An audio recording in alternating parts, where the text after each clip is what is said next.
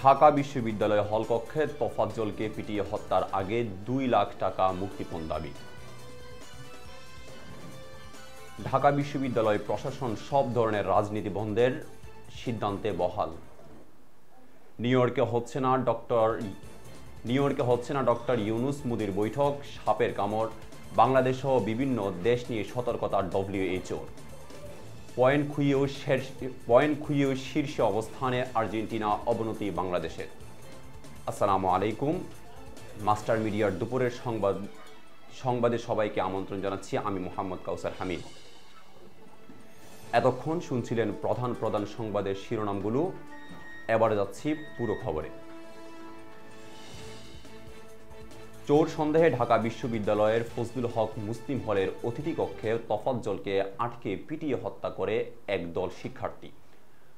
বুধবার রাতে কয়েক ঘন্টা ধরে দফায় মারধরে ওই ব্যক্তির মৃত্যু হয়। রাত 12টা কয়েকজন শিক্ষার্থী তোফাজ্জলকে হাসপাতালে নিয়ে গেলে চিকিৎসক তাকে মৃত ঘোষণা করে। হত্যার পূর্বে তোফাজ্জলকে আটকে রেখে 2 লাখ টাকা মুক্তিপণ দাবি করা হয়, অভিযোগ জানায় তোফাজ্জলের ভাবি। অন্যদিকে ঢাকা ও জাহাঙ্গীরনগর বিশ্ববিদ্যালয়ে একই দিনে দুজনকে পিটিয়ে হত্যার ঘটনায় দেশজুড়ে তীব্র ক্ষোভের সৃষ্টি হয়েছে ঢাকা বিশ্ববিদ্যালয়ে। ঢাকা বিশ্ববিদ্যালয়ে হত্যাকাণ্ডের ঘটনায় গতকাল বৃহস্পতিবার শাহবাগ থানায় মামলা করেছে বিশ্ববিদ্যালয় কর্তৃপক্ষ। এই ঘটনায় জড়িত অভিযোগ বিশ্ববিদ্যালয়টির 6 শিক্ষার্থীকে গ্রেফতার করেছে পুলিশ। এদিকে ঢাকা বিশ্ববিদ্যালয় ক্যাম্পাসে পরবর্তী নির্দেশ না দেওয়া পর্যন্ত শিক্ষার্থী, শিক্ষক, কর্মকর্তা, কর্মচারীদের সব ধরনের রাজনীতি বন্ধ রাখার সিদ্ধান্ত নিয়েছে বিশ্ববিদ্যালয় প্রশাসন।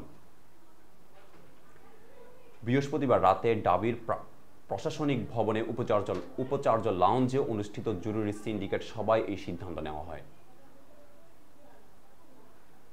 যুক্তরাষ্ট্রের নিউ ইয়র্কে জাতিসংঘের সাধারণ পরিষদের অধিবেশনের ফাঁকে বাংলাদেশের অন্তর্বর্তীকালীন সরকারের প্রধান উপদেষ্টা ডক্টর মোহাম্মদ ইউনুস ও ভারতের প্রধানমন্ত্রী নরেন্দ্র মোদির মাঝে বৈঠক হওয়ার সম্ভাবনা নেই।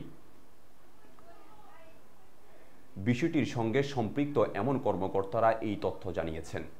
চলতি মাসে বাংলাদেশের পক্ষ থেকে জাতিসংঘ সাধারণ পরিষদের সাইডলাইনে ডক্টর মোহাম্মদ ইউনুস ও নরেন্দ্র মোদির মধ্যে বৈঠকের জন্য আনুষ্ঠানিক অনুরোধ করা হয়েছিল।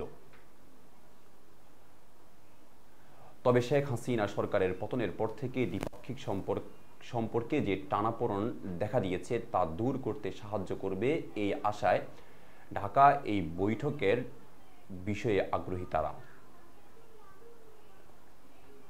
বন্যার কারণে বাংলাদেশ সহ বিভিন্ন দেশে বিষধর সাপের প্রকোপ বাড়ছে।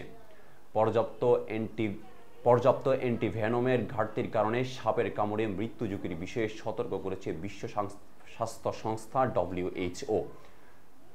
জাতিসংঘের স্বাস্থ্য সংস্থাটির হিসেবে প্রতি বছর বিশ্বে প্রায় 27 লাখ মানুষ বিষধর সাপের কামড়ে আক্রান্ত হন। এর মধ্যে মারা যান 1,38,000 মানুষ। প্রতি 4 থেকে 6 মিনিটে সাপের কামড়ে একজন মানুষের মৃত্যু ঘটে বলে জেনেভায় এক সংবাদ সম্মেলনে WHOর এই বিষয়ক বিশেষজ্ঞ ডেভিড উইলিয়ামস এই তথ্য জানান।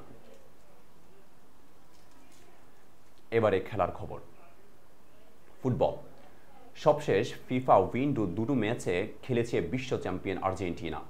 চিলির বিপক্ষে জয় পেলেও কলম্বিয়ার কাছে হারতে হয়েছে লিওনেল স্কালানির শিষ্যদের, যার কারণে 12.46 পয়েন্ট হারিয়েছে আলবিসেলেস্তারা।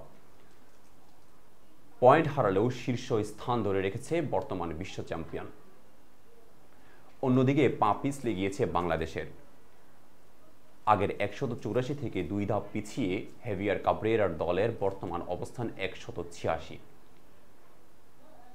ভুটানের বিপক্ষে একটিতে জয় ও একটিতে হেরে যায় জামাল ভুঁইয়ার দল।